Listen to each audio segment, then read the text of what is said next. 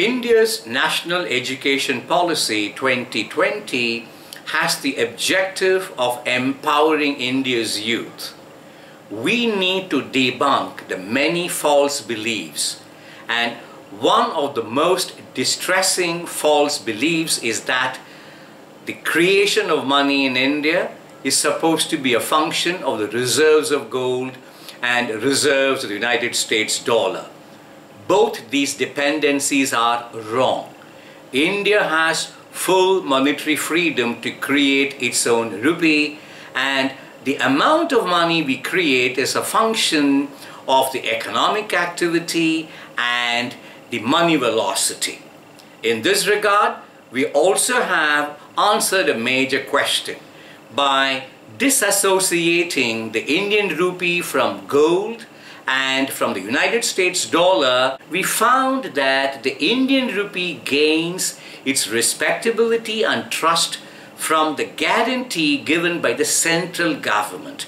Every nation's currency gains its respectability and trust and acceptance from its own government, because that money is what the government would accept as taxes. So I can't be creating something shoddy if I can't accept it, or I won't accept it. So money created by a central bank is actually guaranteed by that country's government, and the respectability comes from that government's readiness to accept that money as taxes.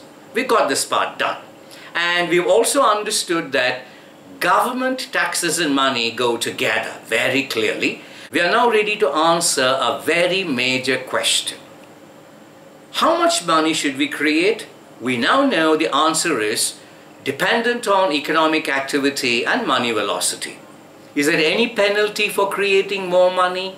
Yes, of course. The country would have inflation. Let's go to the College of Engineering Guindy canteen.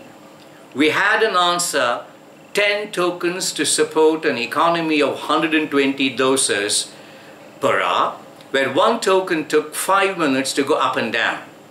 Now what happens now is, if you have more than 10 tokens, say 20 tokens, you would be creating demand to the extent of 20 multiplied by 12, 240 doses.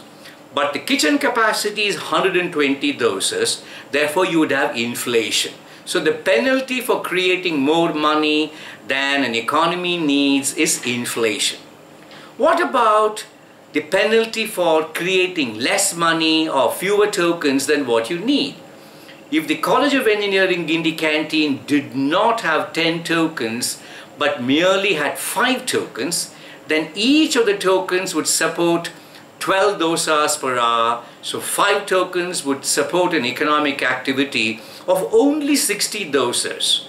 But the output is 120. There are 120 hungry mouths. But this economy, because it has restricted money creation, will merely support an output of 60 doses. So there'll be hunger, there'll be black markets. Automatically there's a penalty for creating more money, inflation. Automatically there's a penalty for creating fewer tokens or under-providing an economy with money. That's a black market. So there are 2 penalties: inflation for having more money than what the economy needs, black markets, underpowered economies, and starvation when you have fewer tokens, less money supply than what the economy needs. Now we come to our second part. Can you print money or create money to fulfill or fund a deficit? My answer is this: a nation is utterly at liberty to create its own money in order to enable government to fund the creation of infrastructure and facilities to tide over the distress created by COVID-19. The government needs this kind of extra money to create facilities to serve us during this impaired production function and impaired consumption function. Is it wrong? I say no. Let's see this part.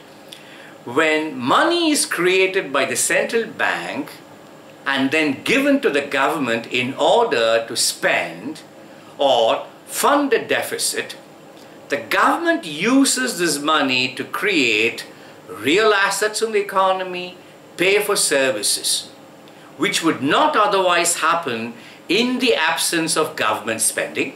And this government spending would not happen without the funding by creating money. Government did not have to wait for taxes to come in before it undertook the spending. It merely said, this is money which I guarantee and I'll take it back as taxes later. So this money which is created by the central bank is used to spend now to take care of. This created money is used by government to spend now to take care of our well-being, to take care of our consumption, to support the production function, also to create infrastructure. And this money is created by the central bank but guaranteed by the government. Government did not wait for tax inflows to occur before the spending took place. It merely says, create money which is guaranteed by me, we will do the spending, and once the real economy starts working, sooner or later the production function will be at full throttle, the consumption function will be at full throttle, you and I will be employed, organizations will get back to production, and tax inflows will start occurring to government. And once government earns taxes, it buys back the IOUs that were placed in the hands of the central bank. The money goes back to the central bank, the IOU comes back to the government, it's cancelled out. So, financing during COVID-19 distress by created money is absolutely essential, totally logical and totally defensible. It is not an egregious error, it is not a violation of any economic principle. It merely goes on to state that those who do not understand the real meaning of money may come up with those inferences and critiques. But we now understand money to be basically a device that is guaranteed by the central government, accepted as a payment for our direct taxes and indirect taxes. It is a construct. If you'd like this word, it's a construct. It is not an asset by itself. But we accept that construct when government gives us to go ahead and support our consumption and investments. And when we begin to pay taxes, we use the same money to give back government. And government continues with the loop and completes it, closes it by paying the central bank back and taking back the sovereign bonds it had issued, the IOUs it had issued. In this context, deficit financing using created money is utterly logical, totally defensible, absolutely necessary. Deficit financing using created money is wholly accepted, wholly necessary. Let's look forward to the virus leaving us soon. Creating money in order to enable government to fund our requirements is defensible, logical and necessary. Our savings are inadequate at this point in time. We are using our savings to support our consumption because our livelihoods have been impaired. They've been derailed. And this can't continue for long. So, nations around the world are stepping in with complete understanding of the responsibility that they need to create money and then spend in order to take care of the citizens. There's nothing wrong about it, and anyone who thinks it's wrong has an improper understanding of money systems. You don't need gold, you don't need the US dollar. All that a nation needs is trust in its government to do the right thing, and thereafterwards look forward to a surge in collections of direct taxes and indirect taxes. And that is all that we need to keep our eyes open to.